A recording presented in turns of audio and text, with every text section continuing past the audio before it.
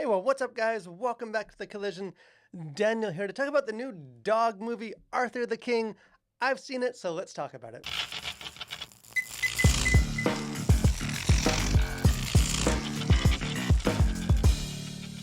So, with apologies to all you crazy cat people out there, I do think dogs are objectively just the best. And Hollywood filmmakers long ago discovered that putting a cute dog in the center of your movie is very much a cheat code to just easily gaining audience sympathy. Although not all dog movies are necessarily created equal, Arthur the King, starring Mark Walberg, is based on a very incredible real life story, and it does have all the necessary elements to be a very successful film. Most importantly, a very good boy at the center of this story. Unfortunately, this is a film that is derailed by just some questionable creative decisions, including just inexplicable amount of profanity and a very uneven tone, which I think does result in a dog movie with just a bit too much bark and not enough bite. And kind of a rule of thumb as a critic, as someone reviewing movies, is that you should review the movie that is, not necessarily the movie that you wish there was. The question is, did the creatives effectively, tell their version, their vision for this story, rather than did that vision necessarily align with my own expectations? And that guiding principle is very much relevant to this movie, which does offer some maybe unexpected surprises from what a lot of like the marketing material and the early trailers might suggest about this film. Obviously, Arthur, who's the name of the dog in this, is clearly the main event. That's why you go to this movie, to see a cute dog do cute things and, warm the hearts of the audience and also, of the characters in the story. And while Arthur is clearly the main draw to this, really outside of a few kind of occasional brief like check-ins to see what's happening with Arthur, the dog itself doesn't actually fully get like linked up to these racers and like become an integral, like kind of consistent part of the story until about 52 minutes into the runtime, before you get more Arthur like you probably were hoping for when you went in. And kind of as a result of that, a lot of the story, at least the initial like first 50 minutes of this, are carried by the human characters. And at least to me, that is where some of the problems begin to arise. And obviously, not every movie about a dog, as a central cast member is necessarily required to be some sanitized, kind of family-friendly fare. I think adults are no less susceptible to the power of dogs as younger viewers. Even so, there was really nothing in this movie's marketing that would imply that this movie was anything other than sort of that standard family fare. I know my two 9-year-old boys, when we were seeing other movies, were very much intrigued and like asking to go see this movie. Unfortunately, really, it only takes a couple minutes into the runtime to sort of dispel some of those expectations. Because this film stars Mark Wahlberg as sort of the main human character and the one that has the closest relationship, kind of budding relationship with Arthur the dog. And he has demonstrated all throughout his career that he is definitely no stranger to some obscenities.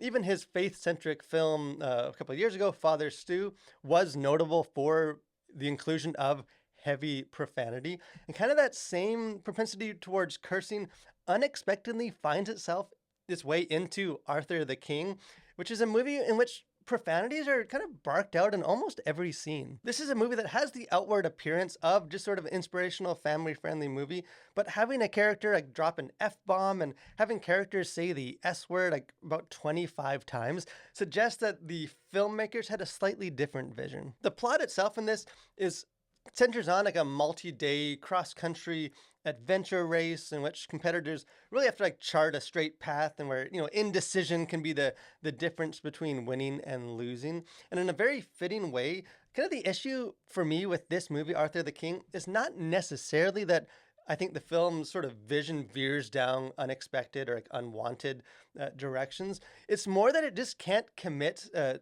any kind of clear strategy. It kind of wavers between like, is this a cute dog movie just for families, or is it a slightly more serious and like gritty racing story? And kind of as a result, I feel like that indecision results in a film that is unlikely to please sort of either of those potential audiences. Like I said, my kids saw the trailers. They were very much interested in this film. But as a parent, I'm unlikely to take them to a movie with, an F word or like over 50 profanities, regardless of how adorably cute that dog is. And I think kind of on the other hand of that, the film itself overall isn't necessarily sort of the gripping, kind of more, edgy racing drama that I would necessarily, as an adult, kind of want to go to on my own. And a lot of the classic kind of animal movies like Babe or Homeward Bound weren't exactly like Oscar bait type dramas. I think those films existed just to inspire warm and fuzzy feelings. So as long as they were, you were getting some of those warm feelings, the films were a success. But I think once the film tries to do something a little bit more, tries to be a bit more adult or a bit more mature, I think suddenly it has to be graded on a slightly different scale. And I think by those metrics, Arthur the King just doesn't hold up as well. I think most of the kind of the elements in this film to me fall very firmly like in the middle of the pack. Quality wise, the film is, I think, littered by a lot of very stilted dialogue. There are a lot of sort of uninventive, familiar tropes. And even the acting, I don't think the acting in this is bad, but I don't think anyone's going to mistake the acting for being, inspired or anything special. And I think these shortcomings are just too bad because there is a lot of promise in this story. In some ways, this film reminds me of the Candy Cane Lane, the Christmas movie from Amazon that released this past Christmas, as a very potentially fun family flick that was just sort of undone by some unforced errors and I think some lack of restraint by the filmmakers to kind of rail in some of the unneeded content. Because if you remove some of the kind of excessive profanity and kind of that tone for the film, you are left with a very standard but effectively feel good story involving an animal. I think some of the cinematography is well done. It does showcase a lot of like the beautiful shots of like the lush countryside, and I think even the race itself can be quite exciting at times.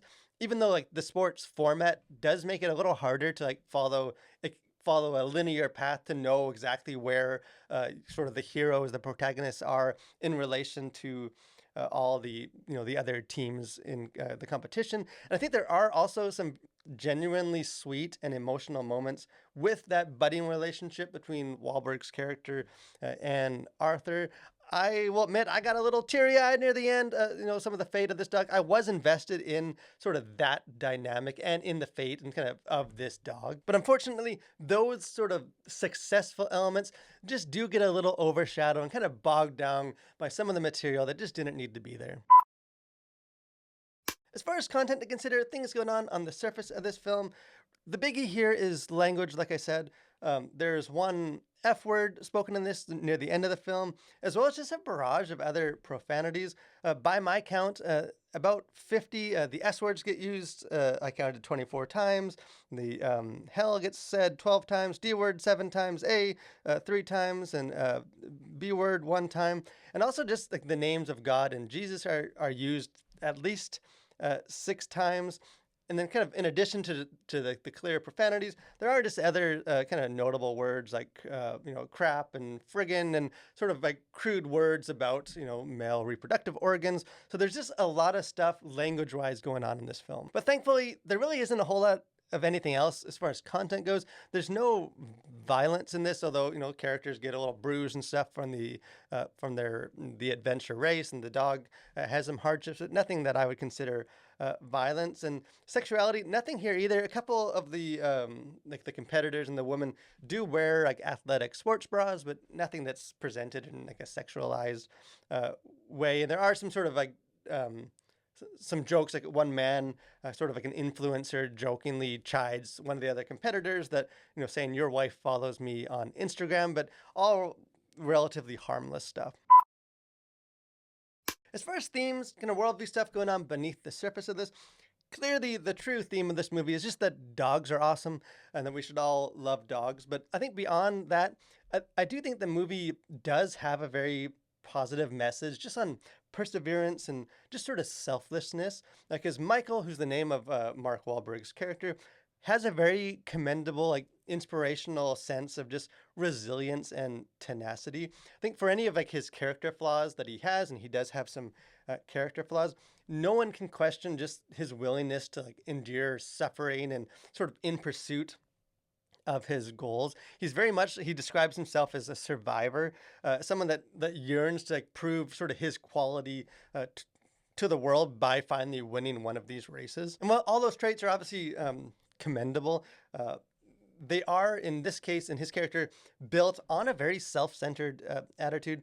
His reasons for racing and wanting to win all sort of lead back to just him and sort of what it does for him, regardless of how those ambitions cost his family or the other racers around him, who very much almost become like a means to an end, just stepping stones. Even if he does, on a deeper level, care about them, he is driven by sort of selfish desire. But obviously, dogs change. People enter Arthur, and the dog very much becomes like a catalyst for Arthur, just to kind of take the eyes off of himself and to kind of see like, for almost for the first time, like observe the needs of the others around him. And maybe it's slightly cliche to bring in the Apostle Paul's metaphor in this, but I do think it is applicable in 1 Corinthians 9:24, where Paul does use sort of the metaphor of like the Christian life as a race, and just emphasizes the importance of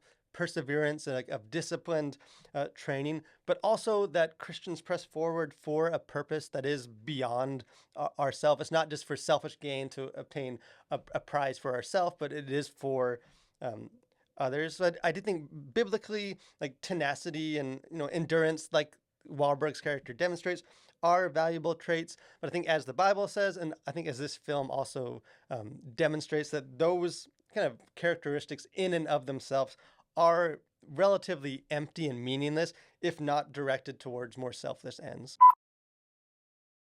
So in the end, Arthur the King, this movie overall, I think, is fine. I don't want to harp just too much and make it all about the profanity, because there's more going on in this film than just the profanity. But I do think sort of some of the language and some of the decisions is sort of reflective of an overall just sort of misfire, kind of poorly thought out decisions as far as the tone and like what the story is going for, who it is aiming for.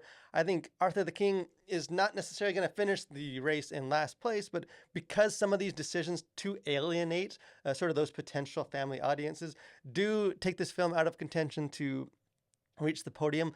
I think perhaps dog lovers, older dog lovers, just looking for like an uplifting, feel-good story that maybe don't mind as much to hear some of the language, this film might sort of scratch that belly itch for you. But at least for me, I think as a parent with younger kids, I think this is probably a film to stay away from, and maybe take them to Kung Fu Panda 4 instead. But hey, I would love to hear your thoughts. If you have any questions about this film, or if you do see it, or you take your kids to see it, would love to hear if they had a more positive experience with it than I did, or if you enjoy it. And just say, if you want to talk about how awesome dogs are, jump in the comment section. I'm always happy to do that too.